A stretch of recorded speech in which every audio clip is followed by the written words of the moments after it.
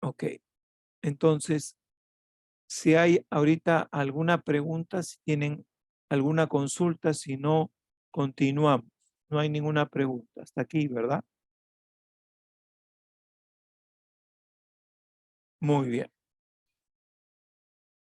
Empezamos. Entonces,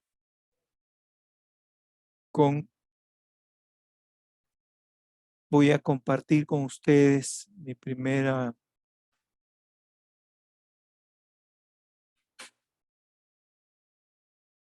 Muy bien, correcto. ¿Ven todos? ¿Sí? ¿Está claro? ¿Sí? Amén, pastor. Amén, amén, amén, pastor. Muy bien. Nuestro curso es Métodos de Estudio Bíblico, ¿correcto? Quizás muchos de ustedes, por sus trabajos, por el oficio al que se dedican, ya conocen este tema, ¿verdad? De modo que no habrá ningún problema eh, en expresarlo y, y entenderlo con más facilidad. Pero pido que me tengan paciencia porque no todos tal vez puedan conocerlo. Vamos a hacer, en primer lugar, una introducción. ¿Leer o estudiar es lo mismo? Es una pregunta. ¿Cuántos creen que es lo mismo? ¿Alguien cree que es igual? Sencillamente. Muy bien. Muchos de nosotros estamos acostumbrados a, a leer la Biblia, ¿correcto? Leemos la Biblia a veces en las mañanas o en las tardes, haciendo un devocional y terminamos y oramos y hasta ahí termina todo. Pero estudiar la Biblia es sencillamente otra cosa. Estudiar la Biblia implica un trabajo por entender, relacionar, eh, comprender exactamente el texto en toda su dimensión, lo que esto significa para el autor y lo que va a significar para el que lo está leyendo, ¿verdad? Para quién lo va a dirigir el autor. Estudiar implica muchas veces relacionarlo con otros textos, ¿verdad? Buscar si hay palabras desconocidas y ver en qué sentido lo usa el autor.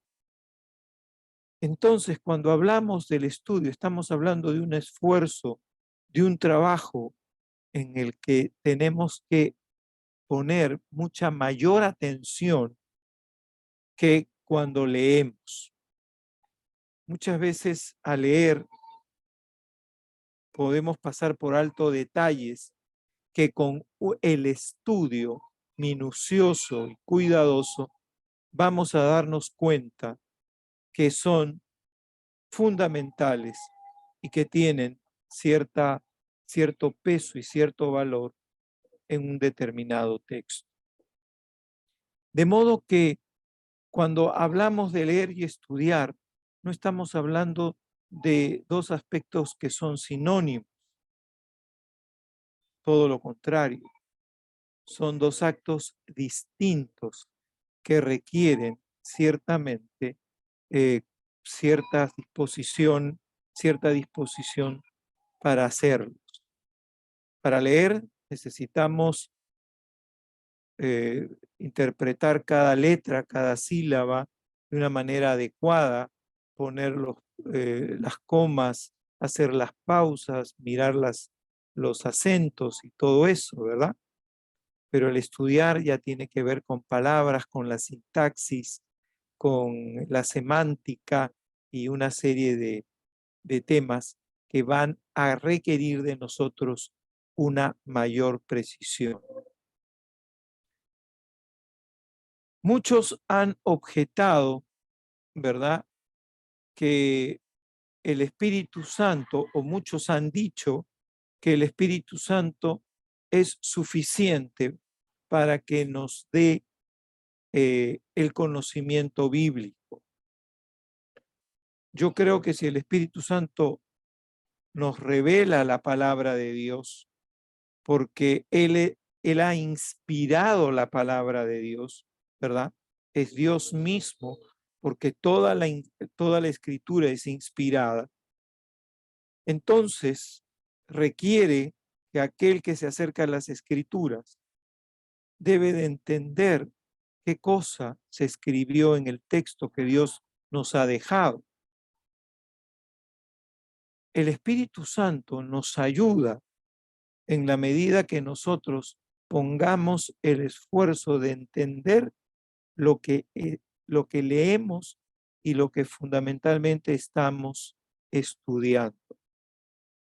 El Espíritu Santo tiene un lugar en la función del estudio que realizamos. Cuando abrimos la palabra, lo primero que hemos hecho es orar para que el Señor nos ayude o no, ¿verdad?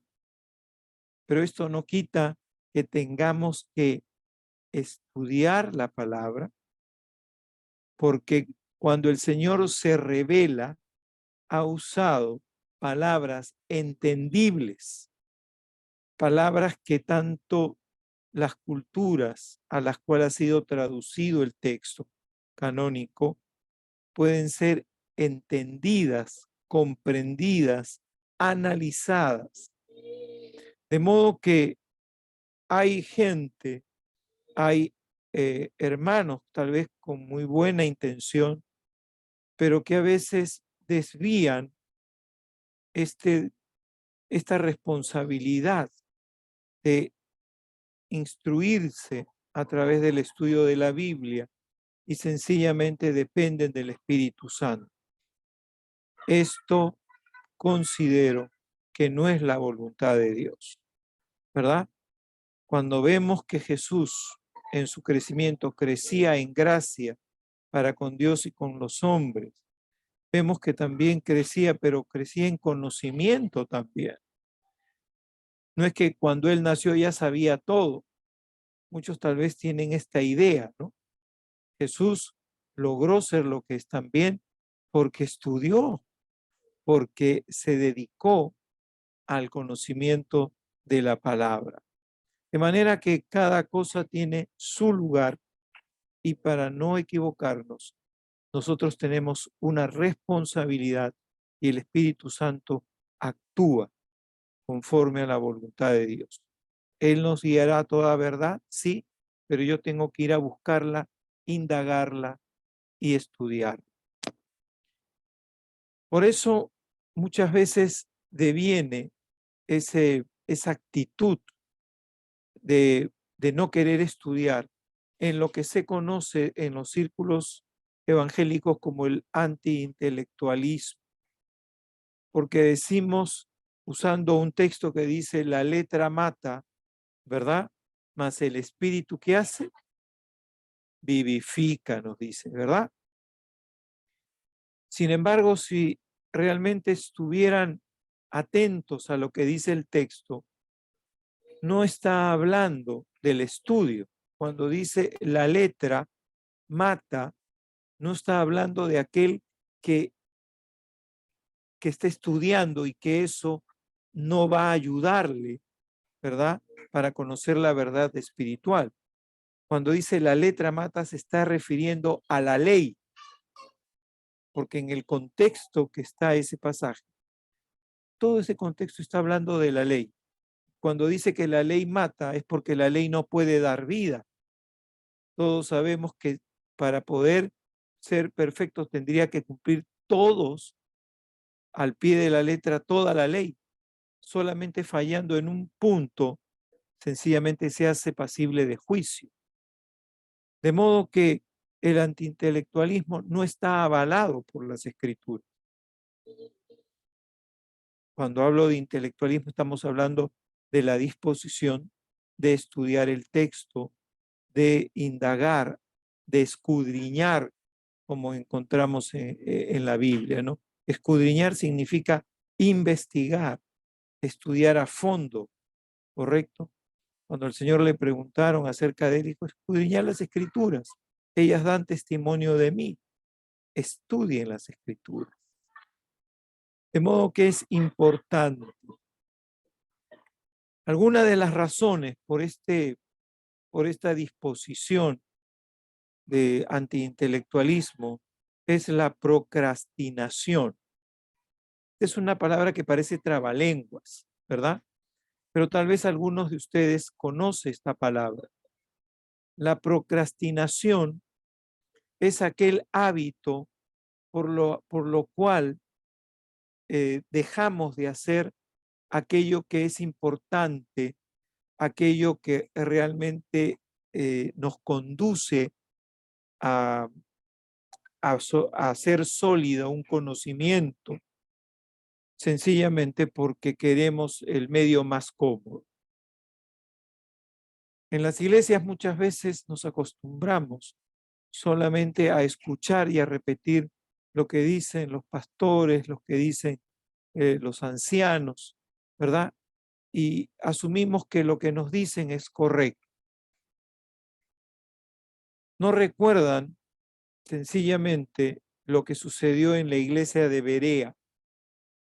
Todos nosotros recordamos, me parece, Hechos capítulo 18, cuando Pablo sale de Tesalónica, sale prácticamente porque hay todo un alboroto y llega a una ciudad pequeña llamada Berea y dice que Pablo estaba ahí enseñando la palabra de Dios y él habla acerca de los hermanos que estaban escuchando en esta iglesia, aquellos que habían escuchado con atención a Pablo. Dice que estos hermanos eran más nobles que los de Tesalónica.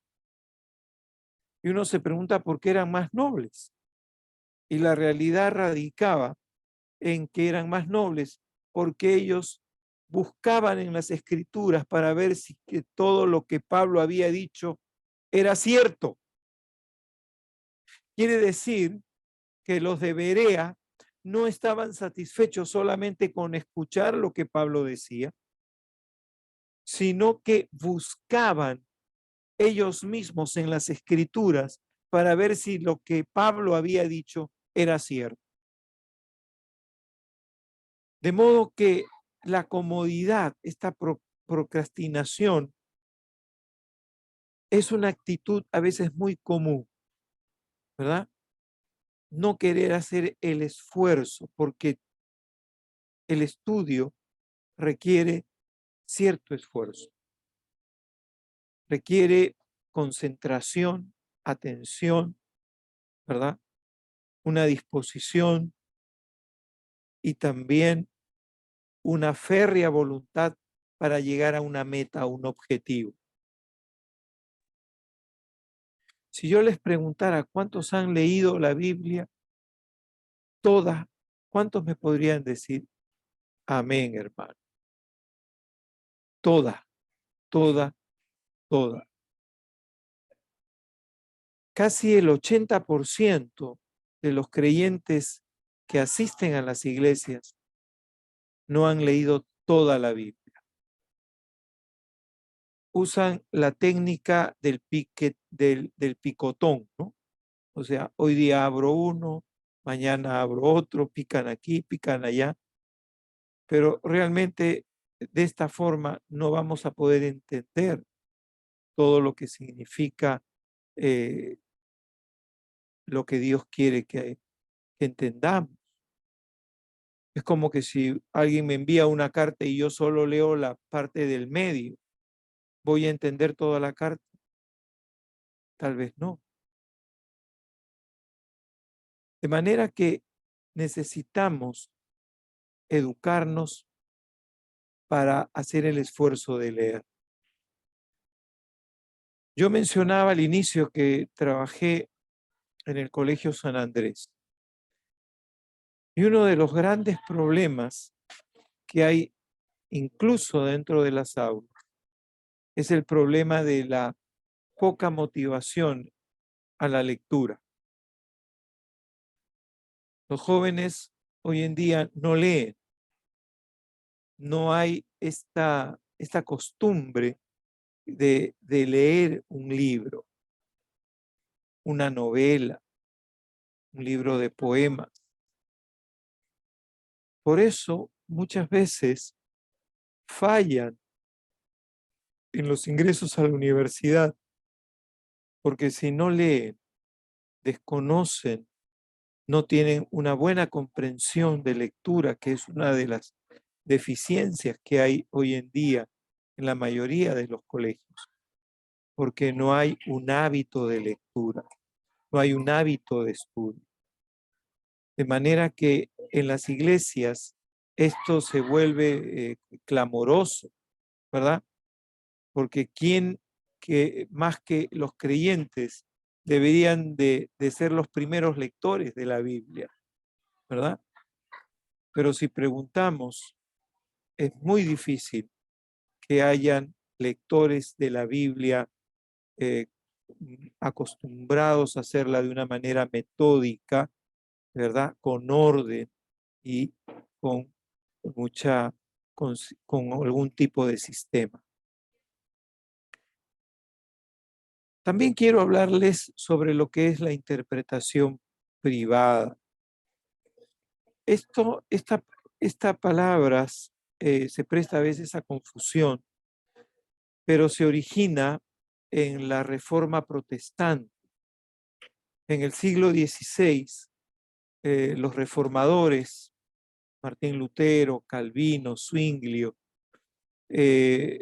estuvieron de acuerdo en que la palabra de Dios era fundamental para construir una vida de fe. Tan es así,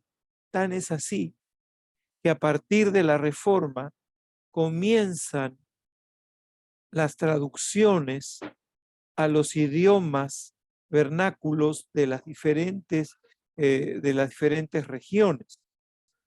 Lutero hace una traducción al alemán.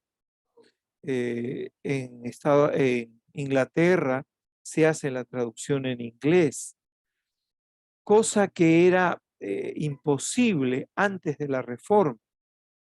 Las Biblias solamente estaban en latín. Recuérdese que prácticamente con Jerónimo, quien hace la traducción aproximadamente en el siglo IV, ¿verdad?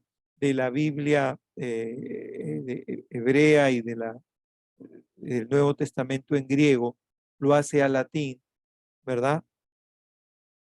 Y esta era el texto oficial de la Iglesia Católica, que era la que gobernaba en ese entonces, la que tenía todo el poder. Y el pueblo no tenía acceso a las escrituras, no tenía acceso, no solamente por el índice alto de desconocimiento de la lectura y la escritura. La mayoría, la gran cantidad de personas eran analfabetas en aquel entonces, sino incluso los propios sacerdotes, muchos de ellos no conocían las escrituras, ¿correcto?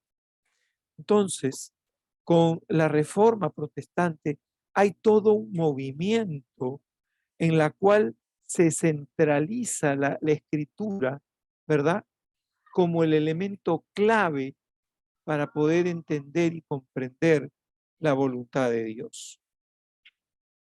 Con el Concilio de Trento, el concilio de la Iglesia Católica, hace todo lo posible para detener.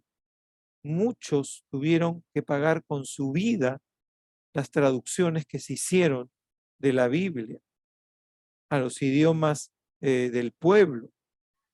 Sin embargo, esto no fue obstáculo para que la Reforma pudiera desarrollar las traducciones y alcanzar la Biblia al pueblo.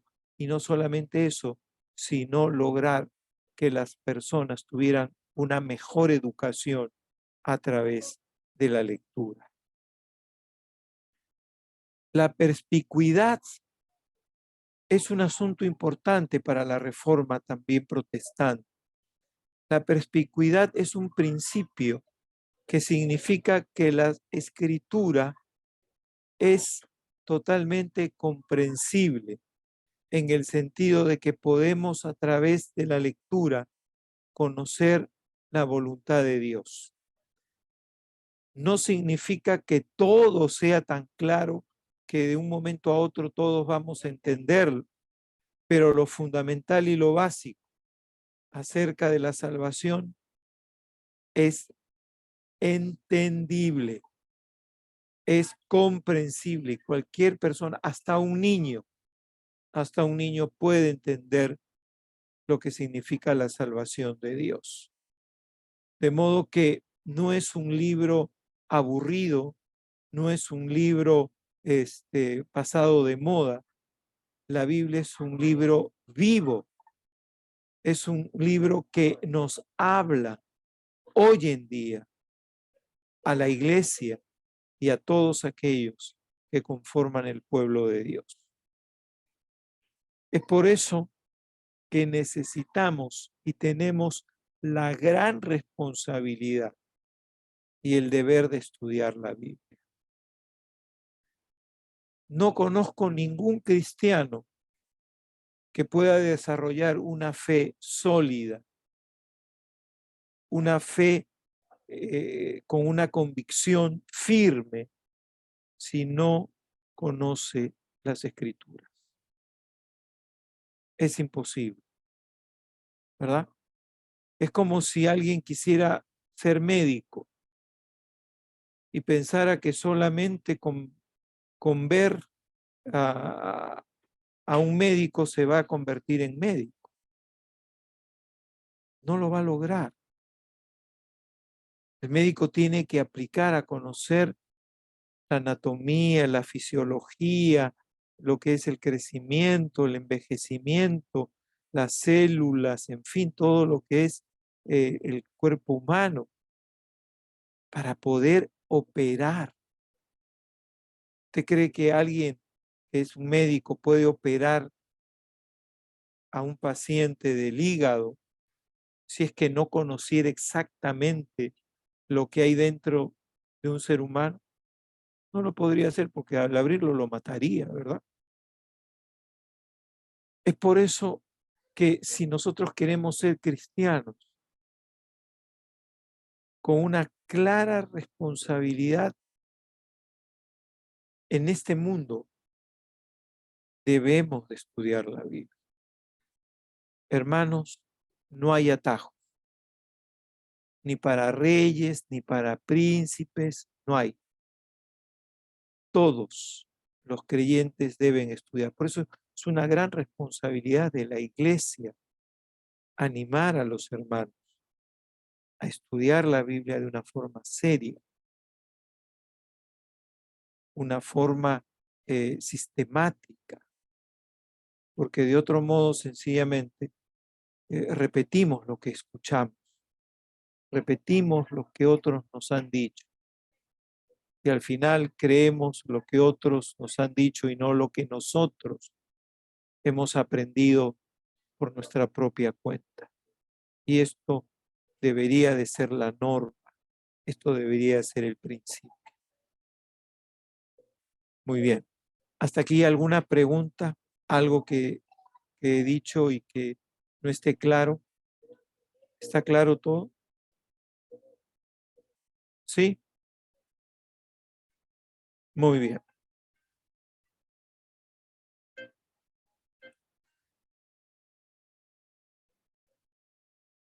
Vamos a hablar en primer lugar en esta primera clase del método inductivo, ¿correcto? Vamos a pensar en primer lugar, antes de introducirnos a lo del método inductivo, ¿qué entendemos nosotros por un método? ¿Alguien podría decirme o pido preguntas? Sí, pastor. A ver. A ver, ¿Qué es un? sí, bueno, el método es un procedimiento, ¿no? Es un procedimiento que se sigue Ajá, para poder conseguir algo. así es. Ujú. ¿Alguien que esté de acuerdo con eso o en desacuerdo? Amén, pastor. Buenas A ver, noches. buenas noches, dígame. Bueno, un método es un plan, ¿no? Es una estrategia, ¿no? Que cierta persona o grupo o asociación emplea, ¿no? Para poder llegar a un fin, ¿no? Un objetivo. Así es. Muy bien, muchas gracias. Creo que estamos de acuerdo con lo que hemos escuchado. Un método es un procedimiento organizado y sistemático para alcanzar un determinado objetivo. De modo que cuando hablamos de un método, estamos hablando de una manera de proceder para conseguir algo. La palabra método viene de una palabra griega que significa un camino, una vía hacia algo. Esto es lo que significa la palabra método en el original, en el idioma griego. Y se ha interpretado como la forma de conducirse para llegar de una manera adecuada y correcta a un objetivo determinado. Es importante el método, por supuesto. Nos permite hacer nuestras tareas de una forma racional, inteligente, que nos ayuda a conseguir las cosas, nos ayuda a conseguir las cosas de una manera, digamos, si queremos usar la palabra, de una manera científica. ¿Y por qué? Porque los métodos han sido probados, han sido eh, eh, chequeados a fin de que puedan conseguir los objetivos deseados. De manera que es importante siempre tener un método para poder alcanzar un objetivo, si es que queremos hacerlo de una manera eficaz y eficiente. La otra forma es hacerlo de una manera improvisada, sin, sin ningún concierto, al azar, ¿verdad? Pero esto definitivamente no nos conduce a alcanzar una meta que estamos buscando, un conocimiento, algo. De modo que cuando hablamos de método es todo procedimiento organizado y sistemático que nos permite alcanzar un determinado objetivo.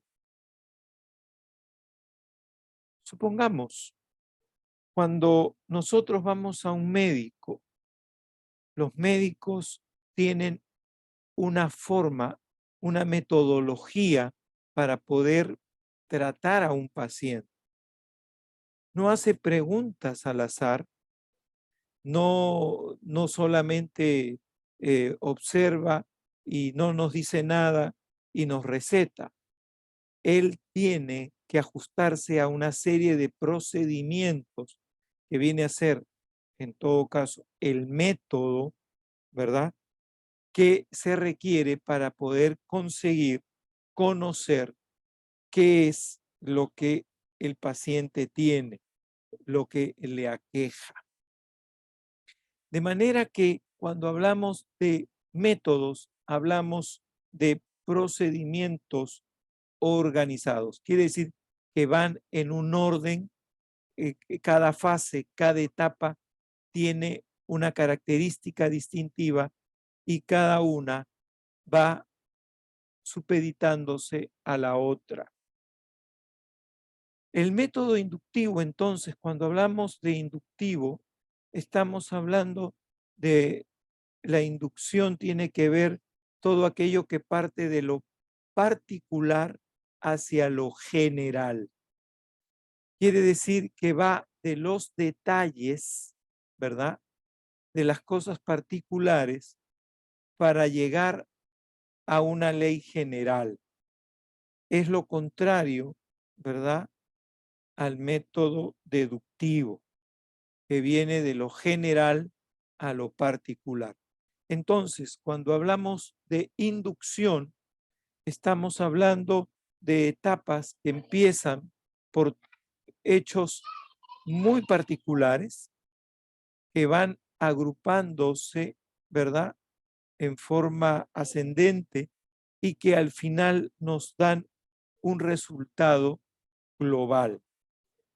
Entonces, si prestamos atención, el método inductivo como proceso va de lo particular a lo general. Las fases del método inductivo son conocidos. Las fases del método inductivo son tres: la observación, la interpretación y la aplicación. En el estudio bíblico, entonces, estas tres fases se dependen una de las otras, no son aisladas. Quiere decir que una me va a dar pie para poder entender la otra fase y así como la siguiente. De manera que si entendemos bien, el método inductivo tiene tres etapas: la observación, la interpretación y la aplicación. Cuando hablamos de la observación, tenemos que ver que lo que se busca es conocer las características de lo que el texto nos está diciendo. La observación tiene que ser adecuada a fin de que podamos ver con claridad de qué está hablando el texto. O sea, ¿qué veo yo en el texto? Y esto que parece muy simple, a veces lo pasamos por alto. La observación implica entender cada uno de los elementos que constituyen en el texto su base, su fundamento. Sin una observación que me pueda dar a mí qué dice el texto, de qué trata el texto, de quién trata el texto, sencillamente no voy a poder dar razón de la lectura. La segunda parte tiene que ver con la interpretación. La interpretación tiene que ser derivada de la observación. No surge de lo que yo creo. La interpretación no puede venir por lo que a mí se me ocurre, sino tiene que ser colegida, tiene que derivarse de aquellas cosas que he estado observando del texto. ¿Correcto? O sea, voy a hacer una interpretación de lo que he observado en el texto. ¿Qué cosa implica esta observación? ¿Verdad? Y la aplicación, luego de la interpretación, que quiere decir qué es lo que el texto ha querido explicar, ha querido decir al oyente, a los que está siendo dirigidos. En la aplicación veo lo que yo debo hacer. O sea, cómo esa verdad que encuentro en la interpretación del texto va a afectar mi vida. va a hacer que cambie, ¿verdad?, ciertas cosas en mí, cómo actúa esas verdades en mi vida. Y esto es clave para un buen estudio, ¿verdad? El estudio no solamente es adquirir el conocimiento, sino cómo este conocimiento me puede conducir a mí a realizar ciertos cambios, ciertas actitudes, ¿verdad?, que puedan darme mayor conocimiento y mayor consistencia en mis creencias y en todo lo que yo sé de la palabra. De manera que estas tres fases tienen importancia fundamental para lograr un conocimiento claro, sistemático y ordenado. Ciertamente, estas tres fases deben de ser, digamos, apoyadas por ciertas herramientas. Pienso que hay herramientas auxiliares que nos pueden ayudar. Estamos pensando en un estudio de un libro de la Biblia, ¿verdad? Apocalipsis, algún evangelio, Mateo, algún profeta, Isaías, ¿verdad? Entonces, tenemos que entender que el texto tiene un contexto referencial. ¿Qué estoy diciendo? Lo que se escribió, básicamente, lo que escribió Isaías, lo que escribió Pablo a los colosenses, lo que escribió Juan en Apocalipsis, tienen como destinatarios a un determinado grupo humano, a un determinado sector de personas, ¿correcto? Y cuando hablamos de un sector, de un grupo humano, estamos hablando de una cultura y de un tiempo que no es el nuestro, que no es el nuestro.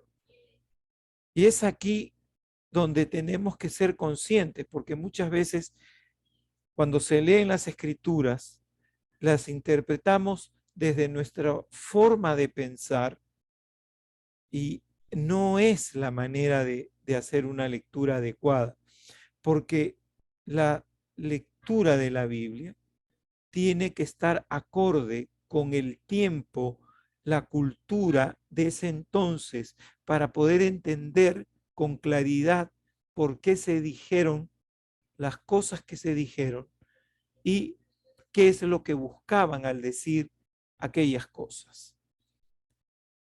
Nosotros tenemos el problema de la distancia en el tiempo. Nosotros vivimos en el Perú en el año 2023, ¿verdad? Y esto pasó, ¿verdad? En el siglo I, en una región que no es la nuestra, ¿verdad? En una geografía que no es la nuestra, en una cultura que tampoco es la nuestra. De modo que para poder ayudarnos en este proceso, en este método inductivo, es necesario tener ciertas herramientas. Ahora, las herramientas son justamente esas, justamente eso, el uso que se le debe dar. ¿Cuáles serían las herramientas que debemos de utilizar aquellos que queremos hacer un estudio? Yo creo que en primer lugar deberíamos de tener Biblias de diferentes versiones y mejor aún si son Biblias de estudio, ¿verdad? Las Biblias de estudio hoy en día son muy buenas porque tienen, digamos, ciertos detalles a pie de página donde nos dan a conocer ciertos aspectos de la cultura, ciertos detalles que se podría pasar por alto si no tuviéramos estas descripciones. De manera que si tienen la oportunidad de tener Biblias y las más modernas probablemente, no paráfrasis, sino Biblias cuyas traducciones sean del original, ¿verdad? Nos van a ayudar mucho. Reina Valera, que es todos los que tenemos muchas veces. Hay buenas traducciones también católicas, algunos pueden horrorizarse, pero hay buenas traducciones católicas, la Biblia Jerusalén, la Nácar Colunga, ¿verdad? Son Biblias que nos pueden servir para poder hacer. Y Biblias como la Nueva Versión Internacional, ¿verdad? La Biblia de las Américas, en fin, por si acaso yo no trabajo para ningún editorial, así que no estoy haciéndole ningún comercial, pero es bueno que podamos obtener Biblias de otras versiones. ¿Por qué? Porque esto nos va a ayudar a comparar los textos, para comparar los textos y ver la crítica que se hace a pie de página y compararlas también si es que coinciden o hay diferencias. Si realmente queremos estudiar de una manera seria y no conocemos, ¿no?, los idiomas a la perfección, estoy hablando el griego y el hebreo, ¿verdad? Que sé que es muy difícil porque hay gente que tiene años estudiando y sigue estudiando el hebreo y el griego. Pero una buena ayuda es utilizar los textos traducidos de diferentes versiones y ver las coincidencias y las contradicciones que pueden haber. Ojo, no estoy hablando del texto, estoy hablando de lo que piensan los críticos, ¿verdad? De modo que con esto es una ayuda como un auxiliar. En segundo lugar, un buen diccionario bíblico. Hay palabras, hay hechos, hay lugares. Muchos a veces no le damos importancia a la geografía, ¿verdad? Pero tiene mucho que ver con la cultura, con el clima, con, con las lluvias, etcétera. Y eso tiene que ver con las experiencias que pueden tener los personajes que encontramos en las escrituras. De manera que es importante también conseguir un buen diccionario bíblico. No sé, hay, me parece, diccionario Certeza, Caribe, en fin, busquen y averigüen si hay buenos diccionarios bíblicos que puedan ayudarlos.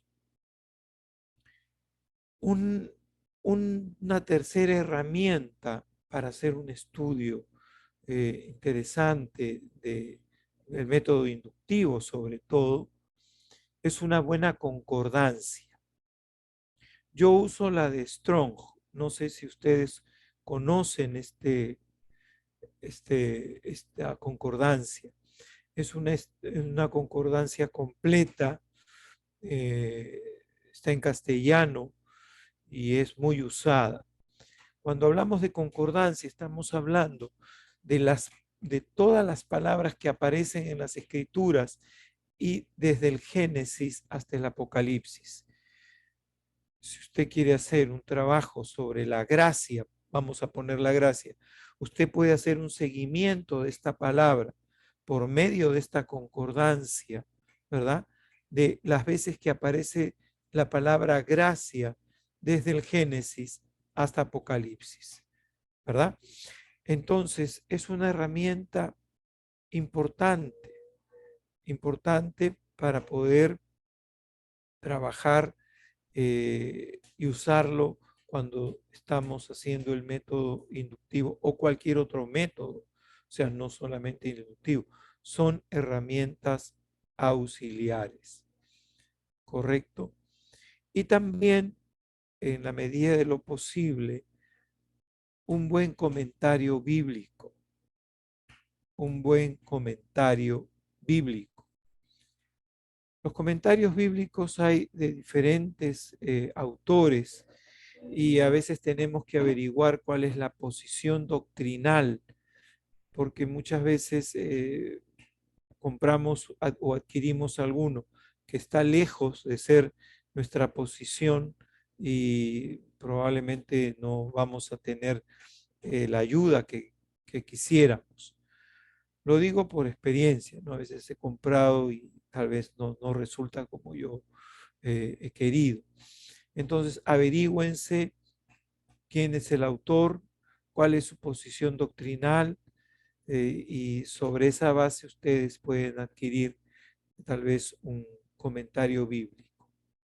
Ahora, con respecto al comentario, básicamente con respecto al comentario, yo les diría que esta es una herramienta que se debe usar al final del estudio. ¿Por qué? Porque si nosotros leemos el comentario antes de estudiar, ya nuestra mente va a estar condicionada a pensar lo que este autor ha dicho, ¿verdad? Lo ideal sería que nosotros lleguemos a través de los métodos que estamos usando a una conclusión, ¿verdad? Y después comparar si se parece o no se parece o cuáles son los detalles. Yo creo que allí el estudio sería mucho más beneficioso. Por eso yo recomendaría que, si bien es cierto, es valioso tener un buen comentario bíblico, este solamente debería ser usado al final del estudio que se haga. ¿Correcto? Esas serían las herramientas básicas. Si tuvieran para un atlas bíblico, ¿no? Que hable de los lugares, los detalles, los climas, sería también muy importante para conocer en detalle las regiones, los lugares donde se desarrollaron ciertas actividades, no solamente del Señor, de los apóstoles, en fin, de la iglesia. Bien, hasta allí. ¿Hay alguna pregunta, hermanos?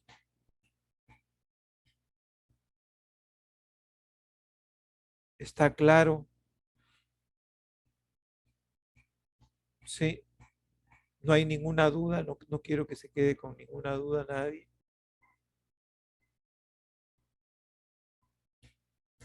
Correcto. Hermana Gaby, ¿está por ahí la hermana Gaby? No. Pastor, buenas noches, pastor. Una pregunta, ¿ustedes hacen break o no? ¿Tienen algún descanso o no? Pregunto.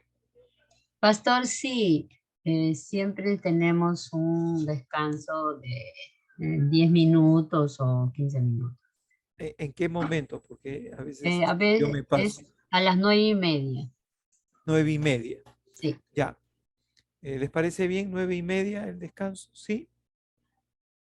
Ya. Amén, pastor. Amén. Gracias, hermano. Muy bien. Pastor, Entonces, sí, dígame, una pregunta, pastor. dígame. Pastor, una recomendación quizás, pastor, de un comentario bíblico de algún autor, quizás, pastor, que usted conozca. Mira, yo como te dije, yo conozco mayormente a los que son de la línea calvinista. Yo soy muy sincero, ¿no? Yo soy calvinista, pero entiendo que la iglesia pentecostal se adhiere a la confesión o por lo menos a la doctrina arminiana, ¿verdad? Son arminianos. Entonces, mal haría yo en recomendarle porque nunca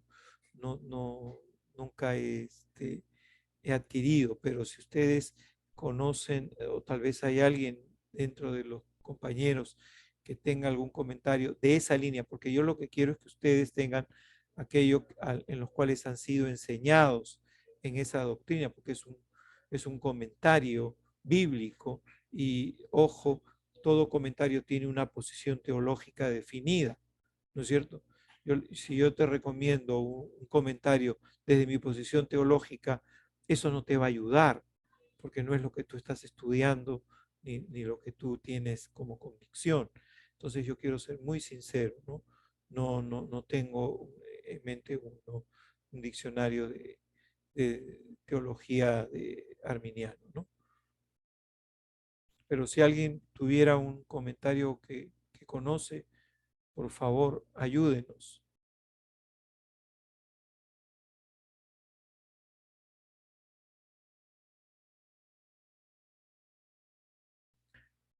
Bien, yo les recomiendo, generalmente ustedes pueden ir porque ahí yo de vez en cuando voy a la Casa de la Biblia en la avenida Petituar, cuadra 9. No trabajo ahí, nunca he trabajado ahí, ¿no? Pero es un lugar donde hay libros y hay un descuento para estudiantes, me parece, para estudiantes y para pastores, ¿verdad? De un 10% sobre el precio de venta. Entonces pueden encontrar tal vez alguna oferta y pueden llevar. Esto es en la Casa de la Biblia, en la avenida Petituars, en la cuadra 9, ¿no? Entonces ahí pueden darle mayor alcance sobre todo lo que hay, todo una gama de comentarios ahí bíblicos, ¿no? Diferentes autores. Muy bien. ¿Alguna otra pregunta? Pastor, una pregunta. Dígame. Líneas herminianas y calvinianas, entonces, ¿cuál es la diferencia y por qué esa separación, digamos? Ya, hermano. Ya esta es una clase de teología, hermano, ¿no? Estamos hablando, usted me está hablando ya un tema, pero sí le voy a contestar con mucho gusto, ¿no?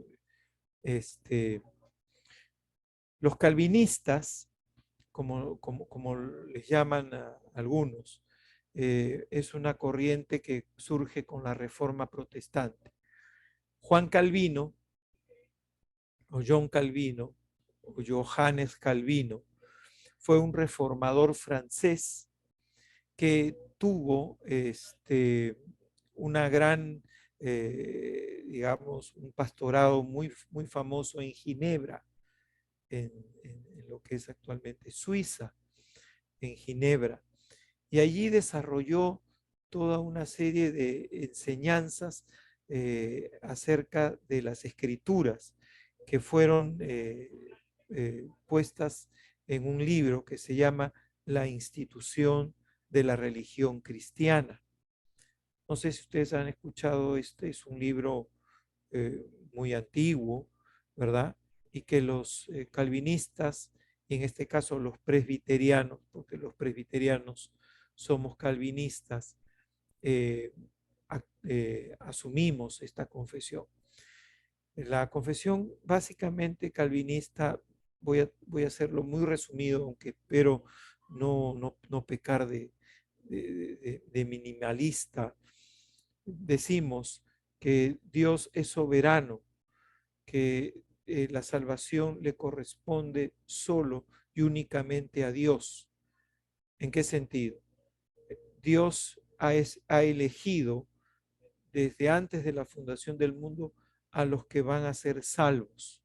¿Por qué? Porque Dios es soberano, porque Él es omnisciente y como Él sabe y Él conoce, Él va a salvar y Él salva a aquellos a quienes ha elegido por su gracia, no porque sean mejores que otros, sino porque esa es su voluntad. Él es Dios, Él es soberano. Entonces el calvinista considera que la salvación es obra de Dios. Y si yo he creído en Dios es porque Él ya me eligió desde antes. O sea, es la doctrina de la predestinación. ¿Cuántos saben de la doctrina de la predestinación? Han llevado teología, ¿verdad? Sí, lo ¿Sí? escuché, profesor.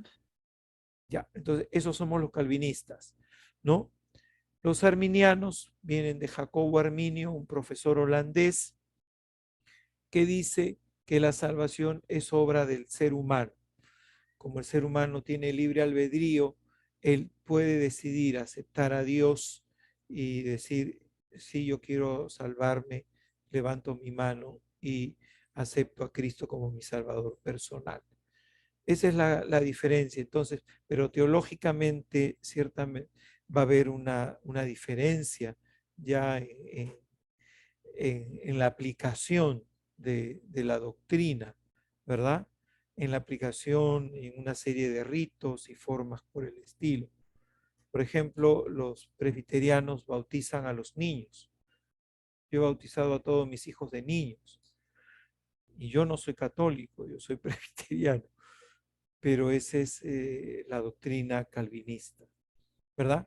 Entonces, mal haría yo en decirles, compren un comentario calvinista cuando no les va a servir, no lo van a usar adecuadamente, no sería justo de mí hacer eso, ¿no?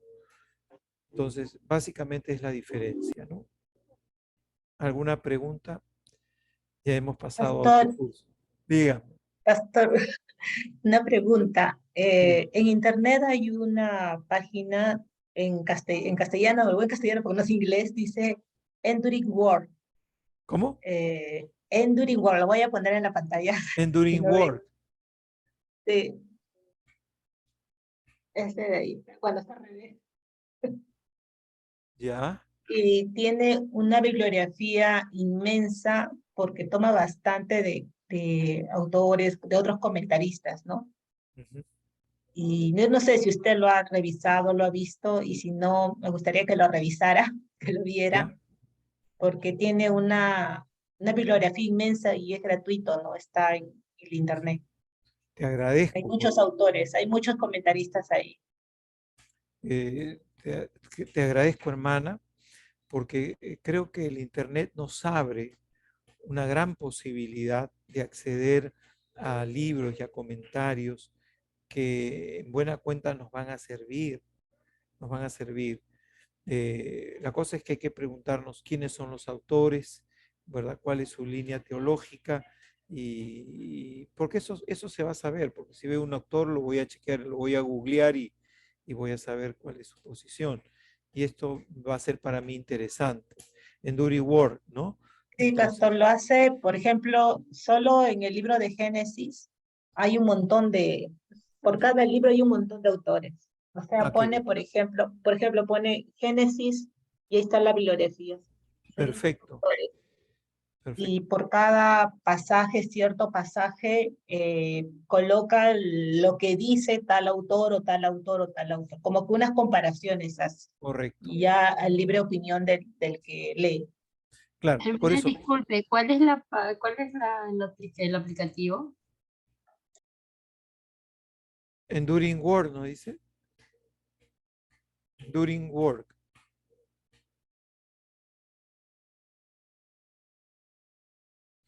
Muy bien. Yo creo que esto es una buena información, pero quiero hacer hincapié, sí, gracias hermana Elisa, quiero hacer hincapié que si ustedes tienen una posición teológica, no significa que no conozcan otras posiciones teológicas. Esto también es importante como parte de la cultura que debemos de poseer, pero tienen que saber qué cosas están leyendo, ¿no es cierto? Porque eso es importante para ustedes. Si usted va a utilizar un comentario que quiere que le sirva para su estudio, va a tener que buscar aquel que tenga su posición teológica, ¿verdad?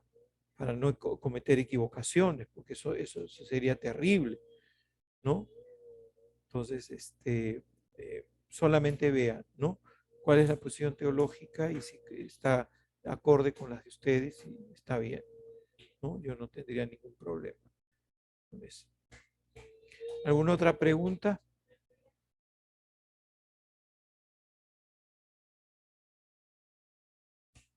¿Cuántos de ustedes tienen más de una Biblia de estudio en sus hogares? ¿Y qué Biblias tienen? ¿O solamente tienen una? Yo tengo el Scofield, pastor. Ya, es dispensa, ya entiendo. Correcto. Bien. Sí.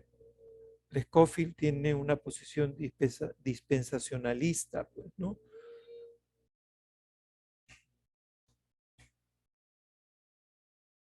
Aparte, ¿alguien tiene una Biblia internacional? ¿La internacional tiene? No. ¿No?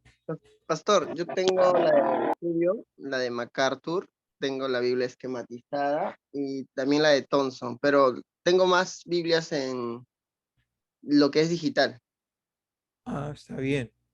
Bueno, ahora es una ventaja, pues, ¿no? Poder acceder por medio del celular y la computadora.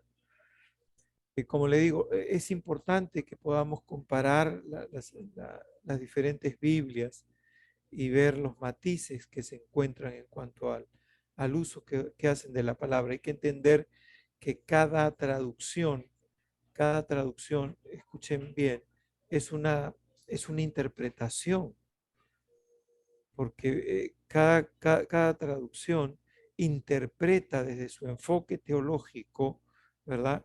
Pastor, Determinada cosa. Sí, pastor, disculpe, yo también he leído en la latinoamericana, la Biblia católica. católica, que te Sí, sí. enseña mucho y te explica muchas cosas. Como ahí Ajá, están los libros históricos, entonces hay sí. algunos, pues, ¿no? Que son los apócrifos, entonces, pero también te da bases de historia, o sea, conocerlo, leerlo, aunque no sea inspirado, pero te ayuda en muchos temas. Y hay muchas Biblias así, y hay bastante información donde nosotros podemos conocerlo, ¿no? Pero nosotros ya tenemos nuestra doctrina, bueno, ¿no? Bien fundamentada, pero hay cosas que debemos conocer. Sí, me parece importante, por ejemplo, digo, si queremos conocer la situación del Nuevo Testamento, muchas veces nos perdemos la oportunidad de conocer eh, la condición antes de, del Nuevo Testamento. Estamos hablando de la época de los macabeos. Recuerden ustedes que en las Biblias católicas están los libros de los macabeos y es un libro histórico, no canónico para nosotros los evangélicos, pero sí como una referencia, como historia, para entender cómo llegaron, incluso para entender por qué Herodes estaba donde estaba en ese momento, cuál es la línea que se sigue, ¿no? Ahí. Pero es interesante muchas veces ver estos libros que hay en otras Biblias y que no lo tenemos nosotros sencillamente porque no fueron del canon, ¿no? El canon hebreo. En el Nuevo Testamento nuestro canon es idéntico al canon de la Biblia católica, o sea, no hay ninguna diferencia. El tema es con los libros que hay en el Antiguo Testamento, ¿verdad? Nosotros seguimos el canon hebreo y ellos hicieron tabla rasa y aceptaron el canon, me parece el de la Septuaginta. Me parece que en la Septuaginta estaba, la Septuaginta fue la traducción griega del Antiguo Testamento que se hace en Alejandría aproximadamente en el año 250 antes de Jesucristo. Y ahí se consignaron ciertos libros dentro de este texto que se tradujo al griego, ¿no? Que es la Septuaginta, que es la Biblia hebrea. Bien, tomamos 10 minutos de descanso, ¿les parece? Y regresamos. ¿Sí? Sí, pastor. Amén, pastor. Sí, pastor, ya es Muy la bien. hora. Ya, 10 minutos. Sí, pastor, sí, sí. Gracias.